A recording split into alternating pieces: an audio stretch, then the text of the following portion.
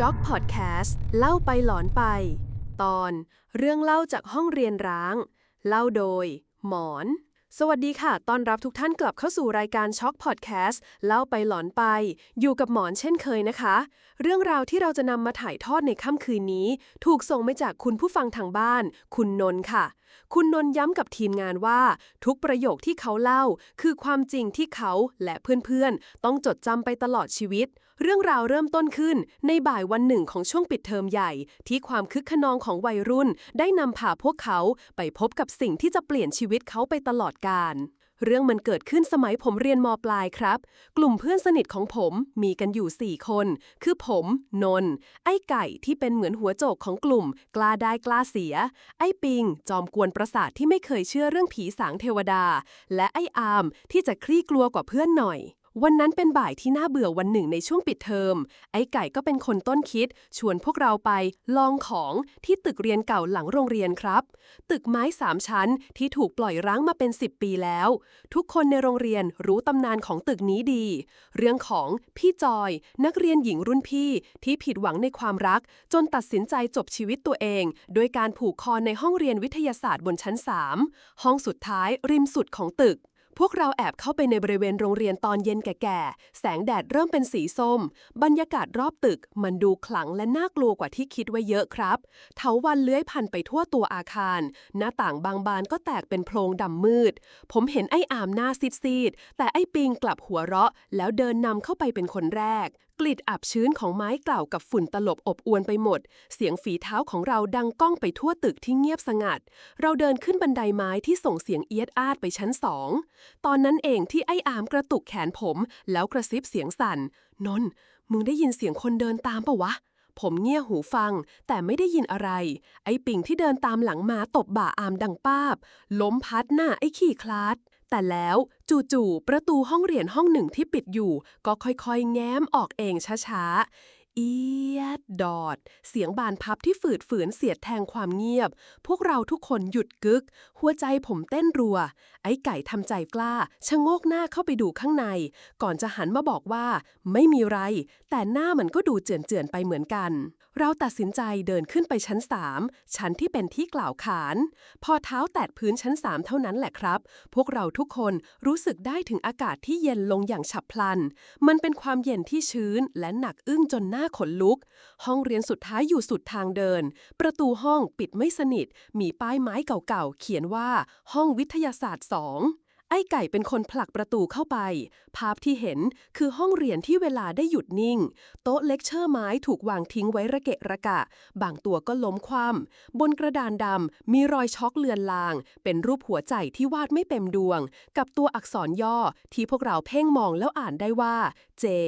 ความเงียบเข้าครอบงำจนกระทั่งไอ้ปิ่งที่อยากจะโชว์ว่ามันไม่กลัวเดินตรงไปกลางห้องแล้วตะโกนออกไปว่าพี่จออยู่ไหนครับถ้าอยู่จริงก็ออกมาให้เห็นหน่อยสิครับพวกผมอยากเจอสิ้นเสียงของไอ้ปิ่งแทงช็อกที่วางอยู่บนขอบกระดานดำก็ค่อยๆกลิ้งแล้วตกลงพื้นแกรกเสียงเล็กๆที่ดังเสียจนพวกเราสะดุ้งสุดตัวปังประตูห้องที่เปิดอ้าอยู่ถูกกระแทกปิดอย่างแรงราวกับมีคนถีบไอ้อามร้องเฮ้ยแล้ววิ่งไปบิดลูกบิดทันที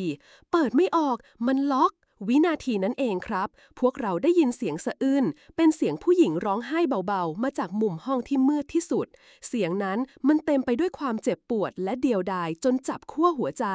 แล้วร่างนั้นก็ปรากฏขึ้นร่างของนักเรียนหญิงในชุดนักเรียนมัธยมปลายรุ่นเก่าค่อยๆก่อตัวขึ้นจากความมืดเธอลอยอยู่เหนือพื้นเล็กน้อยผมยาวปิดใบหน้าซีกหนึ่งแต่สิ่งที่ทำให้พวกเราแทบสิ้นสติคือรอบลำคอของเธอมีรอยเชือกสีคล้ำเป็นจ้ำและมีเงาจางๆของเส้นเชือกที่ลอยขึ้นไปผูกกับขื่อบนเพดานพี่จอยค่อยๆหันหน้ามาเสียงกระดูกลั่นคอดังกรอบดวงตาที่ควรจะขาวบัดนี้มันกลวงโบและมีเลือดสีดำไหลเป็นทางริมฝีปากซีดเผือดของเธอขยับและมีเสียงกระซิบที่เย็นยะเยือกดังขึ้นในหัวของพวกเราทุกคนมาอยู่กับพี่ไหมสายตาของเธอจับจ้องไปที่ไอ้ปิงคนที่ท้าทายเธอร่างของพี่จอยค่อยๆลอยตรงเข้ามาหามันช้าๆไอ้ อ้ปิงยืนตัวแข็งทื่อเหมือนถูกสาปน้ำลายฟูมปากตอนนั้นเองที่ไอ้ไก่ตั้งสติได้มันตะโกนลั่นสวดมนต์สวดมนต์โว้ยแล้วดึงคอเสื้อไอ้ปิงให้ถอยมาพวกเราทุกคนพนมมือขึ้นอัตโนมัติท่องบทสวดมนต์เท่าที่จำได้ดังลั่นห้องเสียงสวดของพวกเราปนไปกับเสียงร้องไห้ของไอ้อามร่างของพี่จอยชะงักเธอหันขวับมามองพวกเราทุกคนพร้อมกันแล้วกรีดร้องออกมามันไม่ใช่เสียงคนแต่เป็นเสียงโหยหวนที่บาดแก้วหูจนเจ็บปวดไปหมดร่างของเธอสั่นไหวและบิดเบี้ยวเหมือนสัญญาณทีวีที่ขาดหายตึงตึงตึงหน้าต่างทุกบานสั่นกระพืออย่างรุนแรงแล้วจู่ๆประตูก็เปิดกระชากออกเองพวกเราไม่รออะไรทั้งนั้นวิ่งแบบไม่คิดชีวิตเบียดกันล้มลุกคลุกคลานลงบันไดมาไม่มีใครกล้าหันกลับไปมองข้างหลังพวกเราวิ่งออกมาจากโรงเรียนจนถึงถนนใหญ่หอบหายใจกันจนตัวโยนคืนนั้นไม่มีใครพูดอะไรกันเลยต่างคนต่างแยกย้ายกลับบ้านแต่เรื่องมันยังไม่จบแค่นั้นครับหลังจากวันนั้นไอ้ปิงเพื่อนที่เคยร่าเริงและปากดีก็เปลี่ยนไปเป็นคนละคนมันกลายเป็นคนเงียบครึ้มหวาดระแวงและไม่ยอมออกจากบ้านตอนกลางคืนหลายอาทิตย์ต่อมามันโทรมาหาผมกลางดึกเสียงมันสั่นเครือแล้วพูดประโยคที่ทำให้ผมขนลุกไปทั้งตัวนนกูได้ยินเสียงทุกคืนเลยว่ะเสียงผู้หญิงกระซิบข้างหูเขาเรียกชื่อกูและนั่นก็คือเรื่องราวทั้งหมดที่คุณนนท์ส่งมาให้เราในค่ำคืนนี้ค่ะบางครั้งความคึกขนองก็อาจนำพาเราไปสู่จุดที่เราไม่สามารถหันหลังกลับได้อีกสำหรับคืนนี้เวลาของช็อคพอดแคสต์หมดลงแล้วกลับมาพบกับเรื่องเล่าสุดหลอนกันได้ใหม่ในสัปดาห์หน้าสำหรับคืนนี้ราตรีสวัสดิ์ค่ะ